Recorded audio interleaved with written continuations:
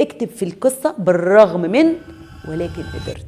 ايه اعظم كلمة ممكن اقولها دلوقتي؟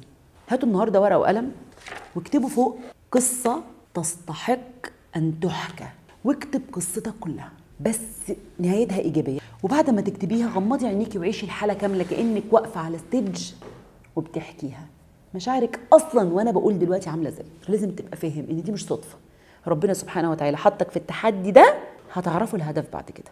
جوه الكوميونتي باذن الله في قصص كبيره كبيره كبيره، في ناس هتطلع تحكي عنها لن تتخيلوا. مع العسر يسر فعلا، هو مقترن بيه، فما تفتكرش ان العسر اللي انت فيه ده صدفه، لا في يسر فيه، بس ربنا سبحانه وتعالى بعته ليك انت، لان ربنا ما بيكلفش حد فوق طاقته.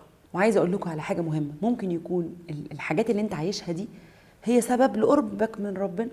يعني انا عايزاكم مثلا تقول بالرغم من ان كنت عندي وعندي وعندي وعندي، بس بسبب قربي من ربنا وعملت كده، هو اللي كان معايا وهو اللي كان صديق وهو اللي قواني وهو كده. ممكن انت اصلا ان شاء الله باذن الرحمن الرحيم هختار منكم ناس مجموعه كبيره هيطلعوا معايا يحكوا قصصهم كلها، هنقعد كلنا كده وكل اللي عنده قصه هيطلع يحكيها باذن الرحمن الرحيم. عايزاكم تغمضوا عينيكم وتشوفوا ده، وتشوفوا ان انتوا حققتوا ونجحتوا. طبعا في جلسه الاهداف اللي انا مديها لكم رهيبه رهيبه رهيبه، حطوا ده هدف قدامكم، وانا واثقه ان كمان قلته لكم النهارده هيخش جواكم يعلم، وهيكون سبب ان شاء الله باذن الرحمن الرحيم انك تتخطى كل اللي انت فيه ده، وان شاء الله هتدعوا لي من قلبكم.